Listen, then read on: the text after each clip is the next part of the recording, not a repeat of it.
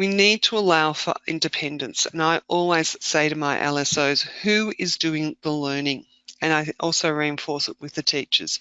Who is doing the learning? So if you're doing the learning for the students, so you're having to give them so much information so they can actually get the activity done, then you're doing the learning, not the actual student. And we have to keep saying, well, what happens when I'm not around? So we talk about being the angel who sits on the shoulder. We cannot have people who are being angels sitting on these kids' shoulders, because when they get through secondary school and they're out in the wide world, who is going to look after them? Who is going to be that angel on the shoulder? We need them to make decisions for themselves. We need them to develop their self-sufficiency, because if they don't, then we're not creating a person who's able to go into society. And that's the most important thing, is to have a child who can walk out at the end of their 13 years of education and be self-sufficient in their society, so that they're not going to be ripped off by the Nigerian prince scam. They're not going to have people who are going to come and take things from them that shouldn't happen. They're not going to be set up by other people, that they can work through those types of things, and we need to give them the ability to do that. So often what we have is a time limit, so we use timers or a rain stick or anything you can think of that's a timer, and set the child to work. Say I'll be back in 3 minutes, and the timers aren't long. It might be 1 minute, it might be 2 minutes, it might be 3 minutes, and you say, all right, I'm going to be back in 3 minutes because I'm just going over there to help so-and-so, and then I'm coming back here and I want to see this work done, and get them to explain exactly what they have to do. Set the timer, because often, again, it's a tangible thing. What is 3 minutes? If you can't read a clock, you don't know what 3 minutes is, and you come back at the end of the timer and speak to them about the work that they've done. You also need to be an advocate. And this is really important. As an advocate, you need to stand up for some of our students with an intellectual disability and say, this is too hard. They don't understand it. I'm doing the learning. We need to work together and make sure that the child is actually learning something. Being an advocate can be really difficult. And so one of the things I suggest to my LSOs is, if they're not feeling comfortable about talking to the teacher about the work that's being done, is to actually come and talk to me, and then I will go and talk to the teacher. And we've done that a number of times. We've had a number of times this year already where the LSOs have come to me and said, look, this is the work they're expected to do. We know the student can't do it because we've worked with them for a long period of time. I've gone and had a conversation with the teacher and said, this is too hard, how about we try this? This is what we need to work on. And the teacher's usually very grateful that you're actually giving them this information, because often they're, especially at the start of the year, they're still trying to work out exactly where this student is. Give permission to say, I don't get it. You can say, look, this is really hard, but we're going to get there, and we're going to make sure that we understand it. And you can use the we. Together, we're going to do this together. I'm here to help you. Sometimes, especially those students who are in that 70 to 75, will try to bluff their way through. Are you okay with this? Yes, I'm fine. Do you understand what you're doing? Yes, I do.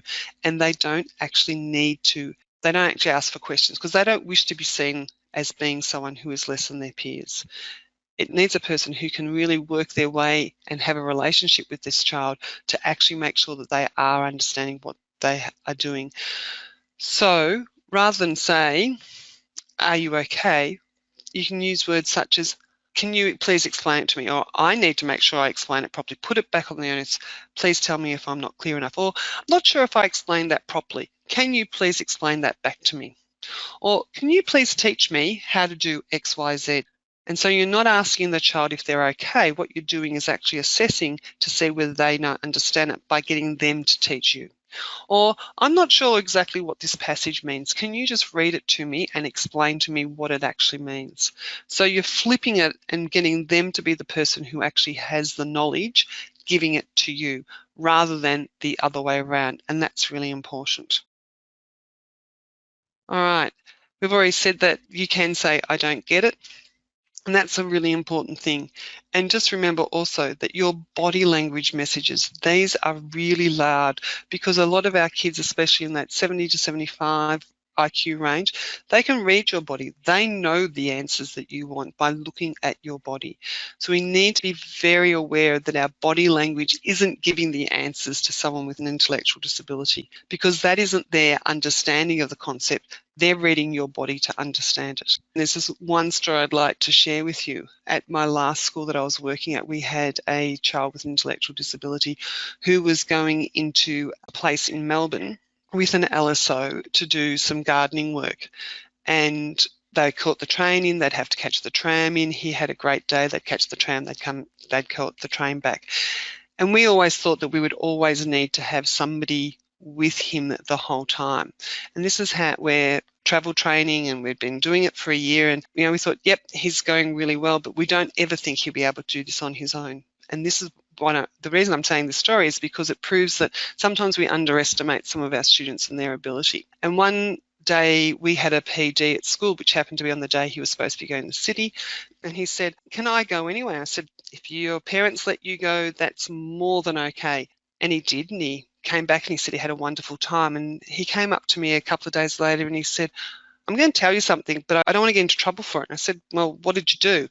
And he said, I missed my tram stop. And I said, what do you mean you missed a tram stop? So he caught the tram back from where he was, and he went 2 tram stops past the train station. And I said, and what did you do?